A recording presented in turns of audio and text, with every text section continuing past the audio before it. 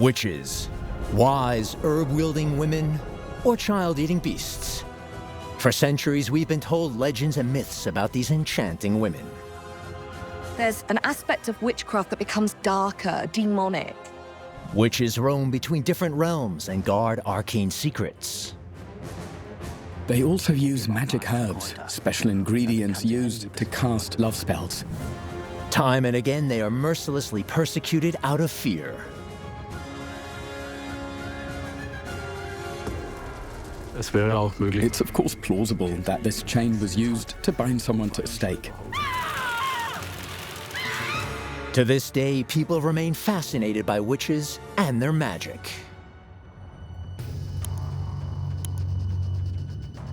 We witches believe that there is an ethereal plane where we can work with different forms of energy. So what are the stories behind the myths? And why do people believe in magic? Great myths of humanity. For thousands of years, they have captivated and mystified us, fueling our imaginations. But what if the legends are more than just stories? Researchers from across the globe are trying to unravel the great mysteries of history.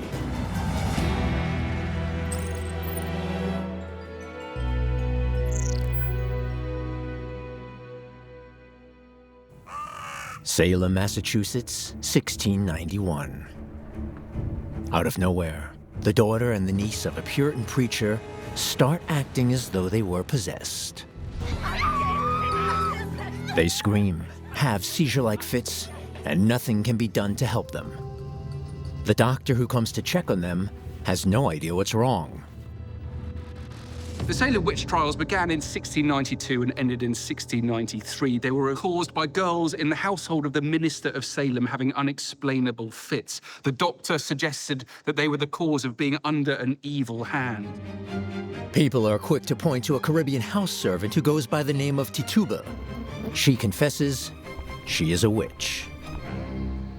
While interrogated, she names several other women who have their own deals with the devil. This is the beginning of a full-fledged witch hunt. Over the next 2 years, nearly half of the 500 men and women living in Salem are accused of witchcraft. 19 of them are hung at the gallows.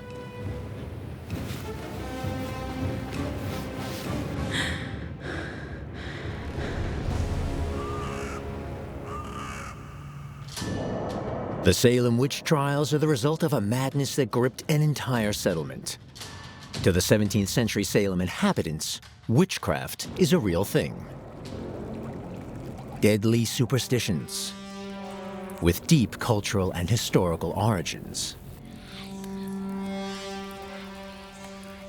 The mythic image of the witch is constantly refreshed by our cultural relationship with women, magic, and femininity.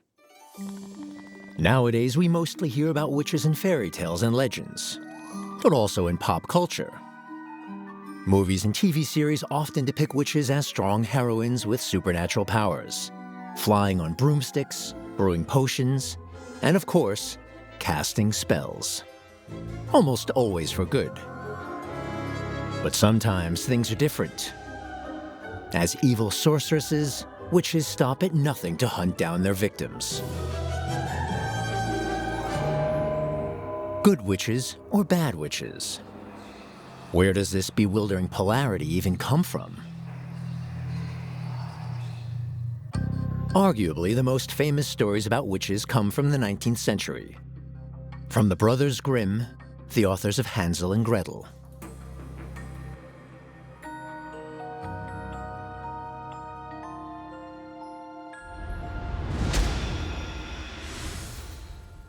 The Grimm brothers' story of Hansel and Gretel and the witch in the forest really helped to cement this form of a little old lady who threatens cannibalism and death to these children.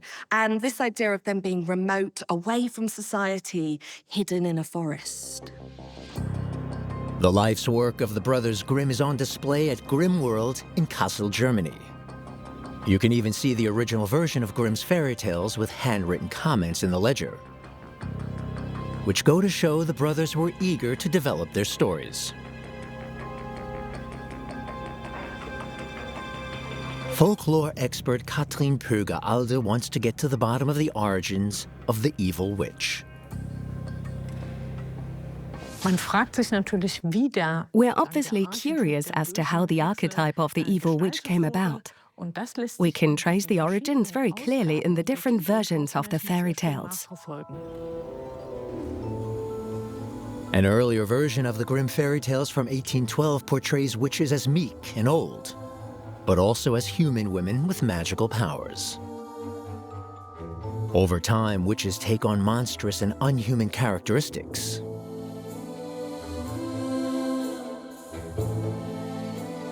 Witches have red eyes and poor eyesight, yet they possess animal-like senses and can detect when people are near. So the image of witches takes a dramatic turn in Grimm's fairy tales, from humans to animalistic monsters. This shift is also depicted in illustrations. Sometimes witches are shown as old women with long noses and warty chins, and other times they are portrayed as beasts looking to sink their teeth into the nearest victim. The purpose of all this was to paint witches as evil creatures, so that burning them at the stake would seem like the only logical way of dealing with them. Evil, of course, needs to be defeated, so all goodness can shine through. So that's how the Grimm brothers portrayed witches as evil antagonists of an educated society. In fact, powerful female figures with magical powers are much older and not limited to Central Europe. In Slavic mythology, Baba Yaga lives in a house made of chicken legs, eats children, and flies around in a mortar. Sometimes she is even a cunning advisor. In the north, Finnish epics sing about the powerful witch queen Louhi. She attacks entire armies as an oversized eagle, while her sons carry plagues and diseases across the land. Then there's the Celtic witch, Cailleach, who haunts England with her natural powers. She wields her hammer to conjure up storms and lightning, and is considered to be the personification of winter. In Japan, Yama-uba is said to have lived in the mountains. Disguised as a young woman, the old mountaintop witch could turn her hair into snakes, much to the dismay of stray hikers. These images are all both fantastic and terrifying at the same time. The German word for witch, Hexe, was derived from Middle High German and means something like the fence rider, a reference to her ability to move between two worlds. This, too, is something the brothers Grimm embraced. Both Wilhelm and Jakob in their fairy tales, and their younger brother Ludwig in his illustrations. Once again, we can see here that he perhaps also understood witches to be otherworldly figures. The image shows two children caught between good and evil. On the one side, the witch is lurking in the shadows. On the other side, civilization is depicted in the form of a city flooded with light. Both worlds are separated by a border, the water. Only human children are able to do this, so to speak, because the world beyond, the other world, the magical world, is separate. It's a very traditional notion stemming from Greek mythology. The witch as a messenger from another world. An image that can be traced back to ancient times.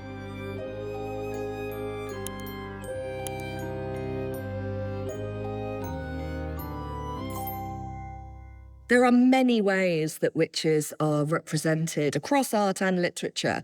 You have the maleficia, the harm doer, but also the maga, the sorcerer. There is the saga, the fortune teller, and the striga, the old witch, the old hag. The multiplicity of images and terms suggests that witch folklore is far richer and more complex than the depictions of child-eating beasts from Grimm fairy tales would suggest. At the Leipzig University Library in Germany, theologian Marco Frenschkowski is researching the historical origins of witches.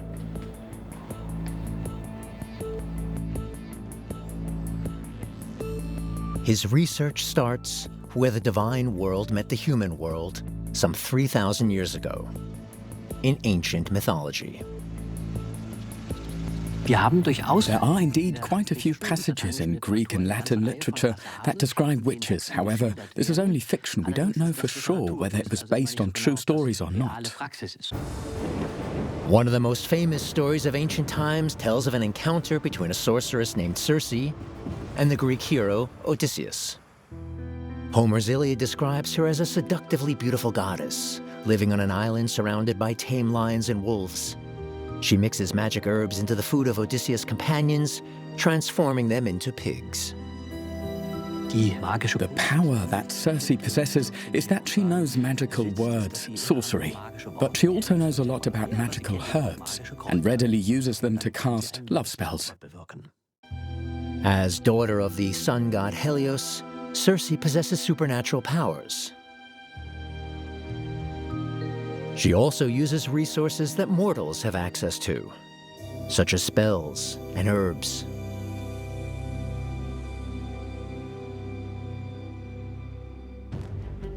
In the 2nd century AD, Roman writer Apuleius depicts another woman who becomes a seductress with magical powers in his novel Metamorphoses. The narrator covertly watches Pamphile rub an herbal ointment all over her body. She then grew feathers and bird-like claws, transforming into an eagle owl who flies to see her lover.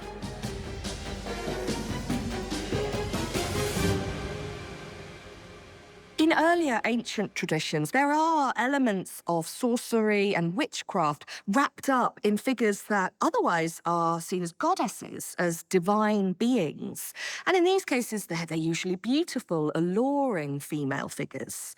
But later on, there's an aspect of witchcraft that becomes darker, demonic, with a figure that is a witch that could be crone-like, hag-like, and certainly associated with aspects of death. Professor Frenchkovsky also found a similar character in ancient literature. Her name was Ericto, a witch and necromancer from the epic poem Pharsalia by the Roman poet Lucan. Lucan was writing about the civil war between Caesar and the Senate in the 1st century BC. Lucan claimed Ericto lived in Thessaly, a land in northern Greece doomed by fate. Everything coming from there is sinister and cruel.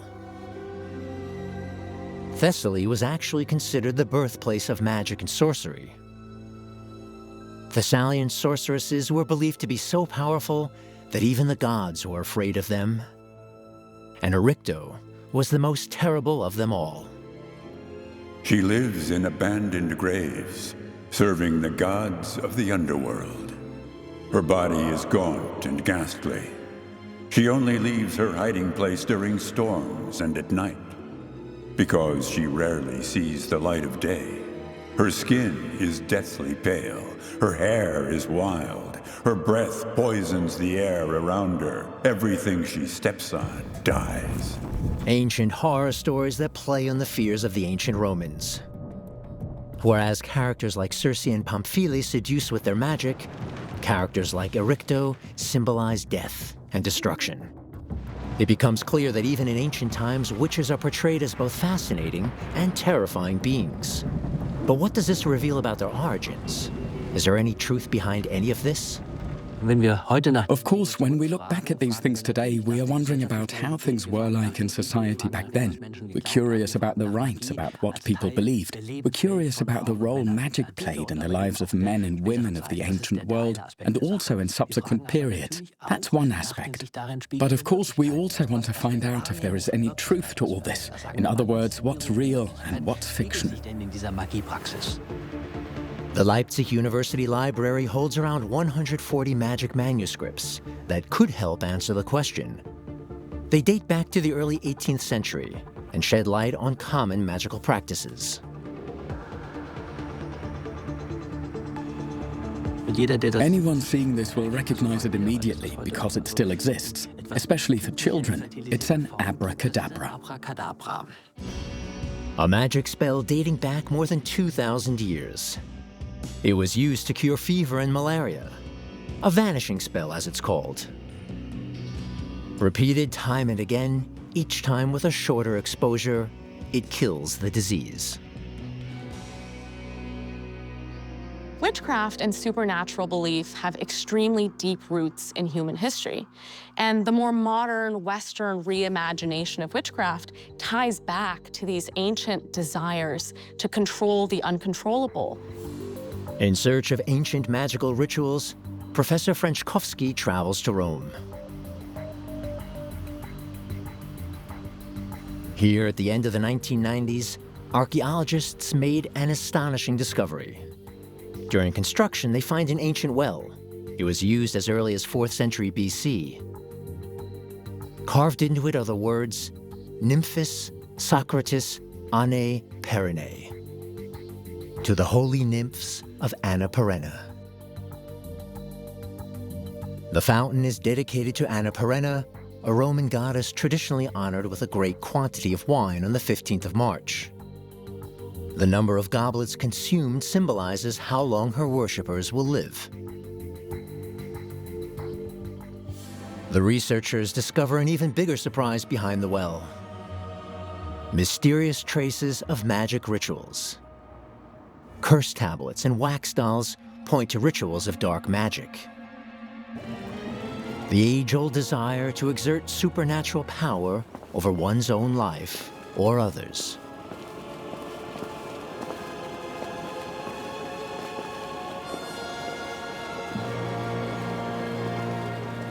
Some of these artifacts are exhibited in the Museum of the Terme Diocleziano in Rome. They provide insight into the scarcely studied world of magical rituals in ancient Rome. What do they reveal about how magic was practiced at the time?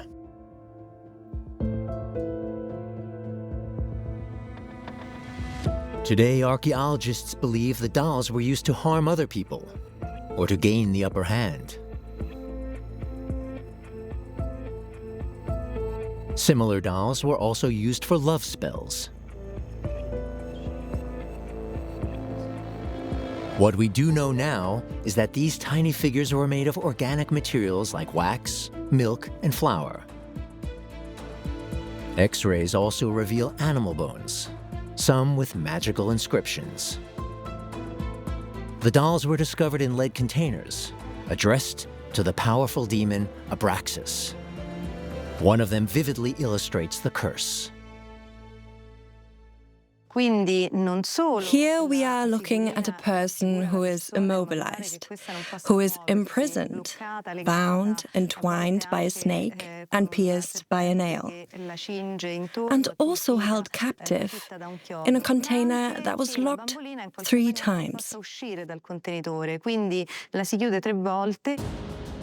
The curse panels also have creative designs. This one here is a curse on a judge named Sura.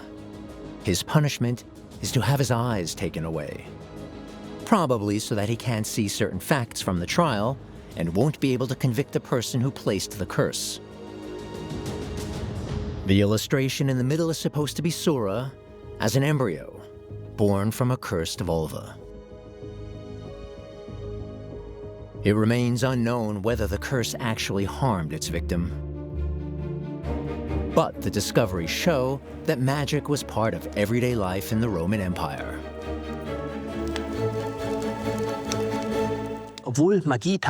Even though magic was part of daily life in the ancient world, there were also certain types of magic that were considered unacceptable even in Roman times.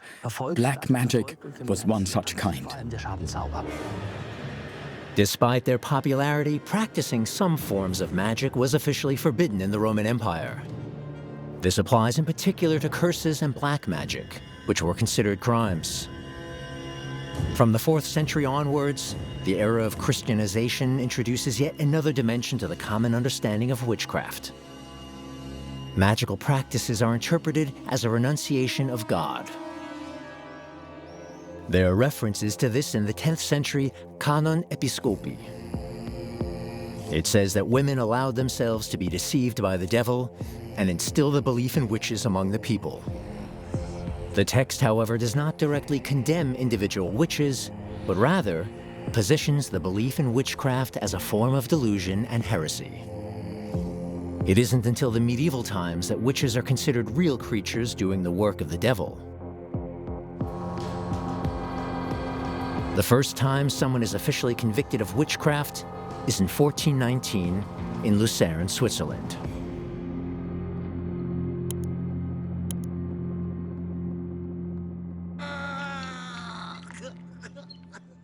People believed that angels and demons and gods and devils could actually intervene in their lives. Witches were an example of those who were actually directly interacting with devils and demons. One book symbolizes the beginning of the witch hunt like no other, Malleus Maleficarum, written by the Dominican monk Heinrich Kramer in 1486. It is also known as the witch's hammer and primarily targets women. Kramer believed that women were not only quicker to doubt the Christian faith, but were also more willing to renounce it. He felt this was caused by their voracious sexual desires, which they then indulged unrestrainedly in alliance with the devil. By making half the population his enemy, Kramer's book marks the beginning of the era of mass murder in Europe, with the goal of eradicating all those trying to destroy the divine order through demonic carnal lust. It was exacerbated, oddly enough, by the climate. At the end of the Middle Ages, the weather takes a sudden turn for the worse. It is the beginning of the Little Ice Age. Between the 15th and 17th centuries, long, cold winters and wet, rainy summers led to poor harvests. On top of that, there is war, epidemics, and death. Look how the Lord has punished us. That's not the Lord, it's the witches. As humans, we're particularly hardwired to find causal explanations for the world. This is kind of a problem when we're faced with things that are hard to explain. Maybe it's the witches that caused it. And this offers a way for us to control those bad outcomes by controlling witchcraft. This is a misconception with deadly consequences. Current estimates suggest that up to 60,000 people, mostly women, will fall victim to witch hunts in Europe alone, convicted not by the church, but by secular authorities. Major institutions bought into this. Church, state, and science. They confirmed the suspicions of all the people. The witch was the worst possible criminal. Every single part of them had to be destroyed, so there was no chance of them returning as a revenant. No part of a witch could remain in this world. In Allensbach, in the southwest of Germany, there might be some evidence of this persecution. On an execution site spanning 700 square meters, archaeologists find the base of a gallows and several burn pits with traces of human remains.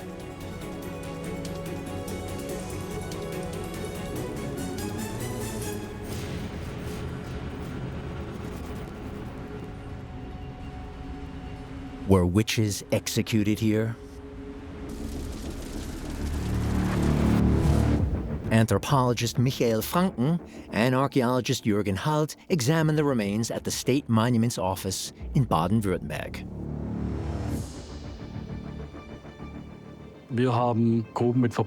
We found pits with burned human remains. They could theoretically be from executions involving fire, but they could also just be remains of corpses that have been burned, because we also know that the bodies of people that were hanged were also burned.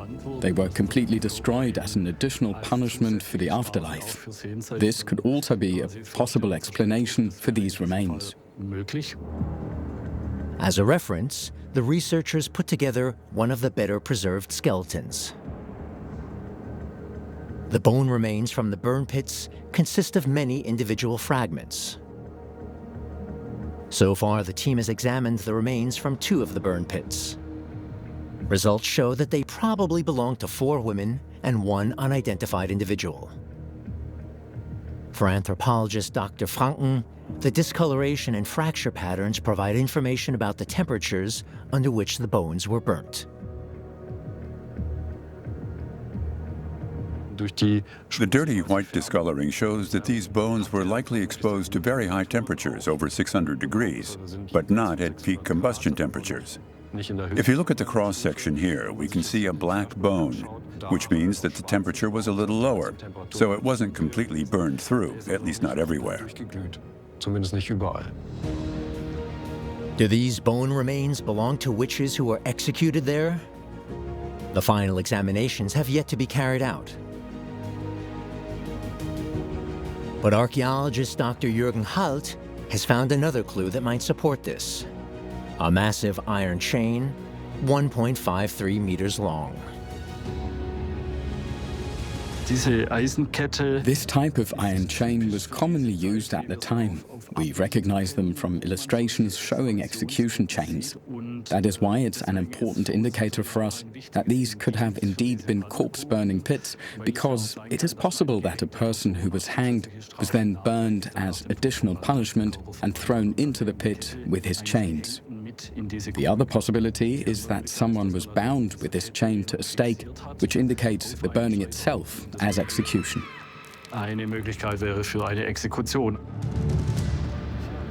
Searching for answers, archivist Friedemann Scheck discovers clues in trial records from the 16th century. Between 1575 and 1585, records show that 14 people were executed for witchcraft. 13 women and 1 man. Among them, a mother and her daughter. The mother dies in custody and is buried at the place of execution. Her daughter survives and confesses to being a witch, ultimately implicating her deceased mother.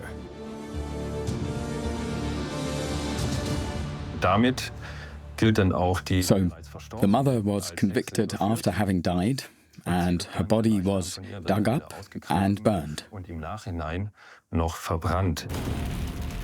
At the time, fire is thought to possess divine properties.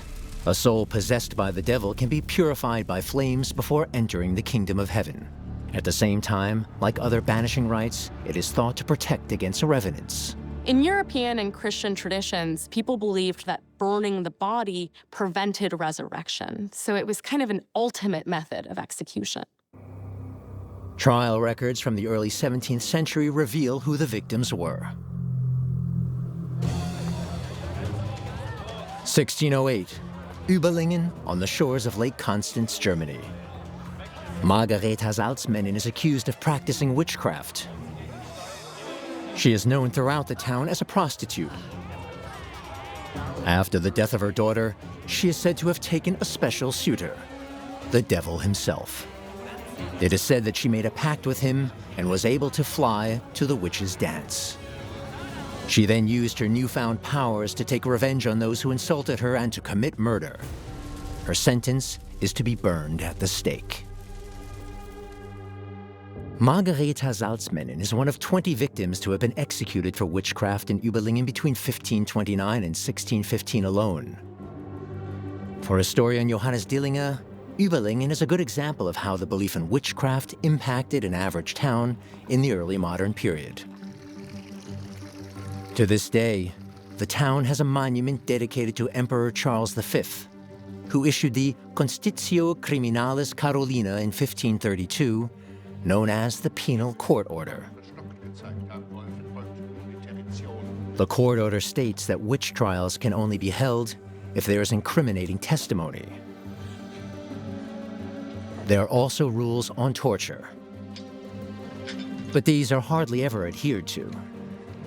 In fact, many witch trials would probably have been considered unlawful even by the standards of the time. However, local courts often ignore them. To this day, the city archives store the trial records of this period, including the records from Margareta Salzmannen's case. So what do they tell us about the victim? Margareta Salzmannen's case was quite unusual. She made a full confession. However, it appears she didn't show any signs of remorse, which the interrogators obviously expected. Painful torture leads many of the accused to confess and plead for mercy. Margareta Salzmannen's lack of remorse results in her being burned alive at the stake. The people in the docks at the witch trials were, of course, innocent. The reason they were there was the belief that witches were responsible for any kind of evil or catastrophic events. Professor Dillinger finds the diary of a Latin teacher, Sebastian Pfau, in the archives. It documents the first 30 years of the 17th century, as well as the execution of Margareta Salzmannen. On the 14th of July, 3 evil women, Margareta Salzmannen, Deckeren, and Maria Greven, were burned at the stake on account of their wicked sorcery. 2 of them were Christian, but the third died unrepentant and thus received eternal damnation. The diary sheds light on the Christian worldview that dominated the early modern period. In the diary, he actually endorses their execution. It would have been against his worldview not to punish the witches in such a fashion. He expresses regret that they had committed a crime, that they had endangered their salvation. He specifically notes that of 3 witches who were burned that day, 2 converted to Christianity, but the third died unrepentant. This clearly weighs on his mind. Black magic is feared the most. Witches are said to use it to bring about disease, death, and crop failure. Witches only commit evil acts because they are the servants of the devil. And as such, it is easy to explain to a court why witches kill seemingly indiscriminately, why they make people sick, why they conjure up bad weather. They do this by order of the devil, and this is ultimately how every claim of damage or loss can be explained. Scientific explanations are not widely recognized at the time. Therefore, anyone who attracts negative attention in any way can be accused of being a witch. Frequently, these people are on the fringes of society and are mostly women. In Europe, they make up to 80% of the victims. In the early modern period, people believed that there was a female magic and a male magic, corresponding more or less to the division of labor in households. Everything having to do with money was male magic, like enchanting treasures. Female magic is all about preparing food and caring for the sick and children. Researchers have long believed that the witch hunt specifically targeted women with medical knowledge, such as midwives. In some instances, records mention a mysterious and rather atypical murder weapon used in the alleged witchcraft crimes. Allegedly, witches would use a special type of ointment for their diabolical activities, particularly for their flight. This was an ointment that they would receive either directly from the devil or in the form of a recipe. In the case of Margareta Salzmannen, it is also alleged that she conjured up frost using a black ointment that was found in a pot. She is said to have received the pot from the devil. The ointment was never recovered. The court asked the witch, "How are you able to fly? How did you make this person, this animal, sick?" The suspect has to answer something, so she says, "I used the ointment that the devil gave me." While the courts were focusing primarily on the alleged crimes of witchcraft, researchers are trying to get to the bottom of the mystery ointment used at the time. Could it really hold a key to black magic and be the reason why the accused was able to supposedly fly to the witch's dance? Back in ancient Roman history, Pamphile the witch also used an ointment to fly as an eagle owl. Back at the Leipzig University Library, Professor Frenchkowski frequently comes across similar reports while conducting his research. It is true that people practicing magic were also using herbs and ointments to a certain extent, but what exactly did they use to make them? It's a difficult question to answer because the trial records unfortunately give us no such information. In the trials, the accused witches mention only an ointment that they claim to have received from the devil. They do not tell us how the ointment is made. Nor are there any archaeological remains that could be pharmacologically examined. Since early modern times, physicians and researchers have been trying to reveal the secret of the mysterious ointment.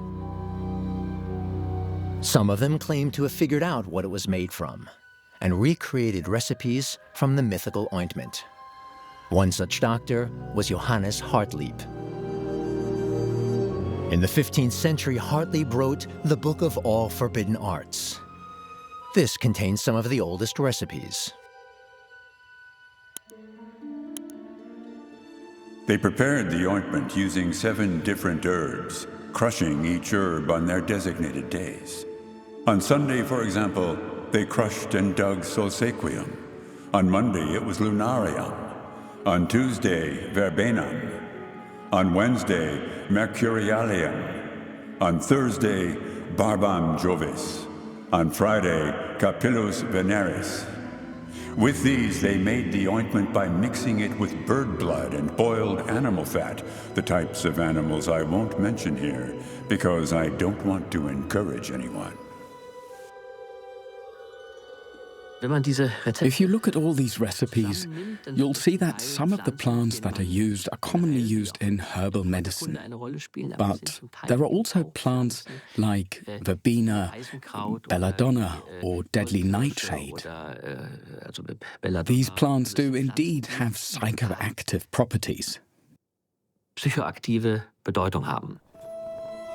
Do the psychoactive properties of the plants provide a scientific explanation for the alleged witchcraft crimes?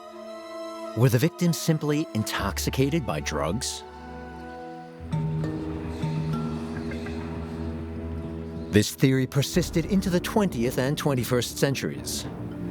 Some researchers believe the events at Salem may have been caused by ergot poisoning. Ergot is a tubular fungus that grows on grains in humid conditions. It contains alkaloids that can cause various symptoms of poisoning and hallucinations. However, there is no scientific evidence to support the theory that ergot caused the seizures in the girls in Salem. But researchers have been trying to test this hypothesis for quite some time, particularly when it comes to reports of people being able to fly.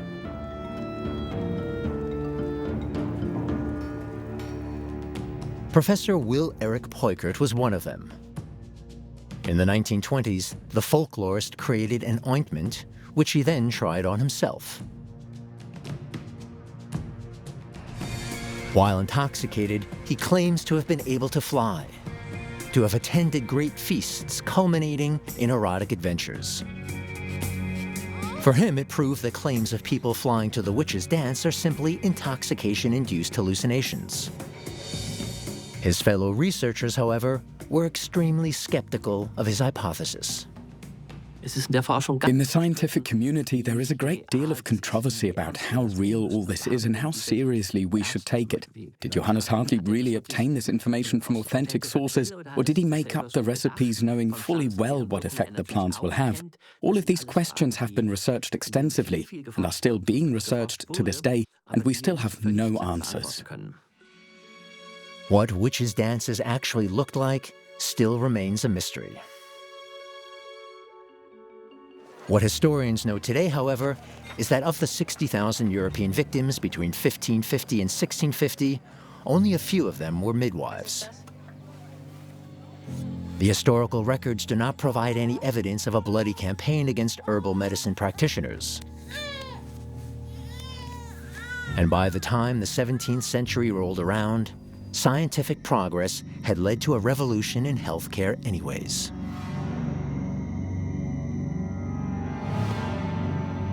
At the same time, at the end of the 30 Years' War in 1648, the states within the Holy Roman Empire reorganized themselves, consolidating their legal system But the belief in witches remained. Denying the efficacy of magic and the awfulness of witchcraft would have seemed absurd to them. The most prominent German opponent of witch hunts, the great Friedrich Spee, never openly criticized the belief in witches. He only criticized the witch trials as an abuse of judicial power. As recently as 1782, a woman was executed for witchcraft in Switzerland, the final victim of the European witch hunt. A few decades later, the witch figure appears in the first versions of the Grimm fairy tales. Over the next 200 years, witches are all over pop culture, not least thanks to characters like Sabrina the Teenage Witch or the wizard apprentices from the Harry Potter universe.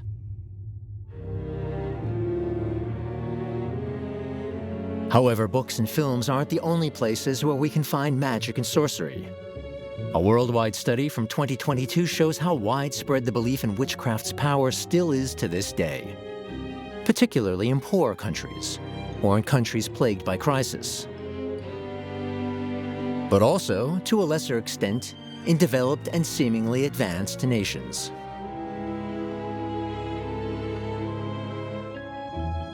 Even the people in modern Europe live in times of crisis. Their worldview is largely shaped by their helplessness.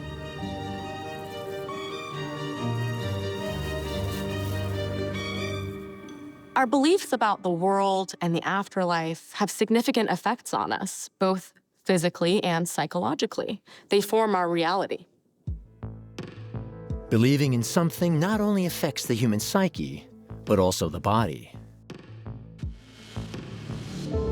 Psychologists at the University of Marburg are investigating how these responses came about.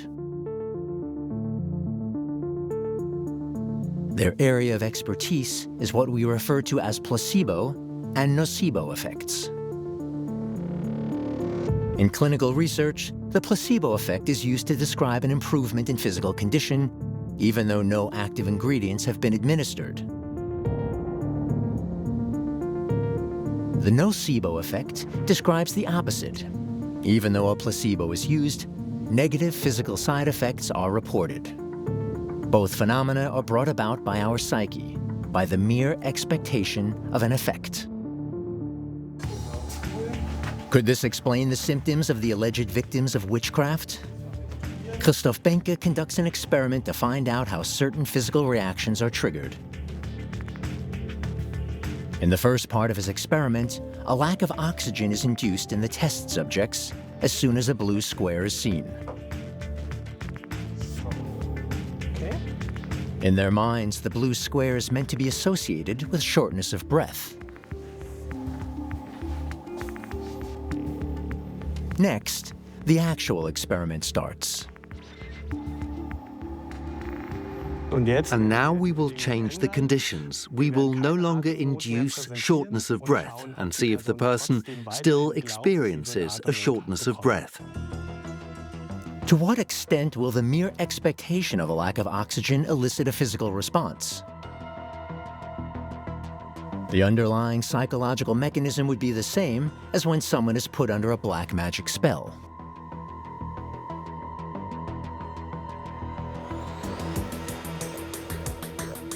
How will subjects respond to the blue square?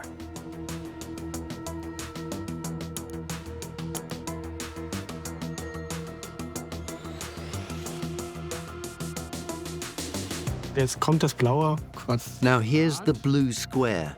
There you see it, this giant spike here. This is, so to speak, our body's response that we're seeing here. That's probably fear. Individual experiences also play a reinforcing role in such phenomena.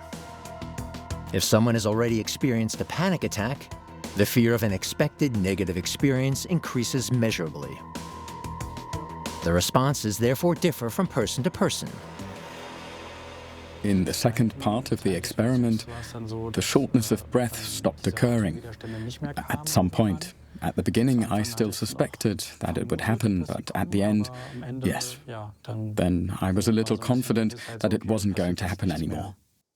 The symbol was shown for a while before the shortness of breath came, and then I noticed that I was getting nervous and was afraid that I wasn't going to be able to breathe anymore.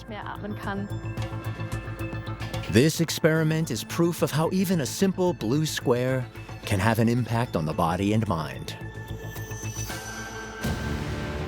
Therefore, very real factors could offer an explanation for the alleged magic. The placebo effect, when healing spells are cast, and the nocebo effect, when people are cursed, indeed have a significant and indisputable effect on our psyche. So the magical powers that witches are said to have actually work, by way of the expectations and imagination of their purported victims. If you perform a ritual and a good outcome happens, you might be tempted to think that the ritual worked. And those are the cases you tend to remember because of confirmation bias. They support a belief that you already have. So when you do the ritual and the good outcome doesn't happen, you tend to forget those events because they're in conflict with what you already believe. In the 20th century, witch mythology took on yet another dimension. Feminist movements position witches as symbols of independent, strong women who demand sexual empowerment and rebel against male supremacy.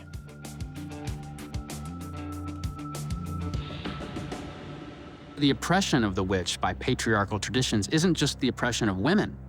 It's an oppression of our relationship with nature, magic, and all that we associate with the feminine, which includes emotion, intuition, pleasure, and our relationships with the body. In the 21st century, witches are taking over social media as well. One of these witches is Shisha Rainbow. In 2020, the Berlin native launched her own TikTok channel and now has over 100,000 followers. Guys, you don't have a say in who can call themselves a witch. Let's be happy that we now have so many fellow witches. We've been underground for way too long. The 30-year-old describes herself as a modern witch and wants to put an end to old-fashioned witch cliches. She is also an author. She's been fascinated by witchcraft and magic since she was a teenager. When working with spells and formulas, Shisha Rainbow experiences, as she puts it, a certain empowered spirituality. She feels connected to another world far away from her own perceived reality.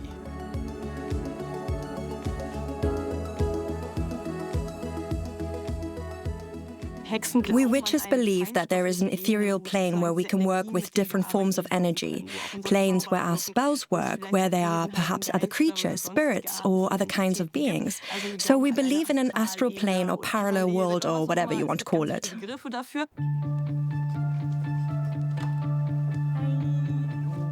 Today, Thomas wants to use a detachment spell to help him move on from an unhappy relationship. He himself has no experience with magic. It is his first ritual under the guidance of Shisha Rainbow. But before she gets down to business, the room has to be cleared of negative energies using singing bowls and smudge sticks. After the external energies have been cleared, the internal energies need to be aligned with the help of meditation. Breathe in deeply. The candles represent Thomas and his beloved. The cord between them, their emotional bond. When the candles burn down, the cord will catch fire and their bond will be broken. Now I'd like you to close your eyes, put your hands down here by the glass, and really feel it. Even though you don't say anything, reach out with your feelings. Okay.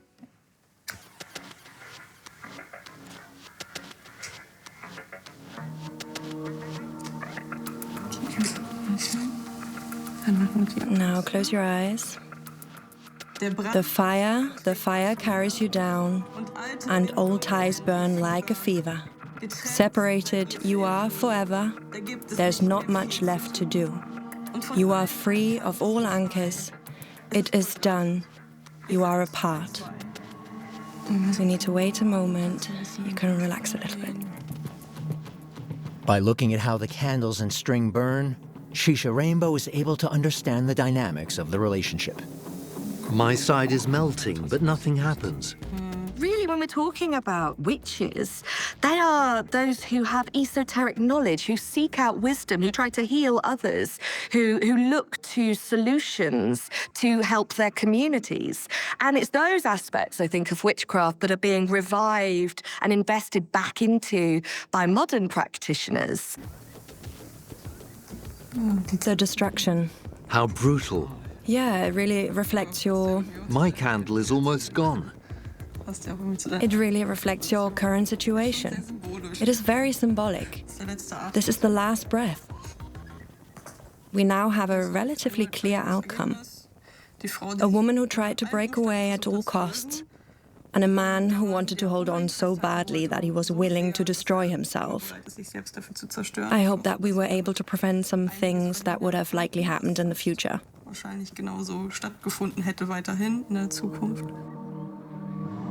It was an intense experience for Thomas. I actually felt more than I expected. So yes, it did affect me quite a bit. And now I'm also a bit pensive. But was this magic, or am I just more aware of my feelings now? I don't know. Modern magic that works in our minds after all. Religiosity and supernatural belief are found in basically every human culture. They offer us a way to understand, explain, and control these important things around us that are hard to control. We find friends, allies, and a common purpose together. Witches, myths that have captivated our imaginations and have given rise to fear and wonder since ancient times. They represent evil, bearers of misfortune and sickness. And at the same time, they are symbols of female empowerment and the female-led rebellion against oppression. The cultural and historical significance of witches is astonishingly rich in contradictions and complex interpretations. Nevertheless, our fascination by their supernatural powers as guardians of secret knowledge remains undiminished. A fascination fueled in part by the longing that there is more between heaven and earth than our minds can fathom.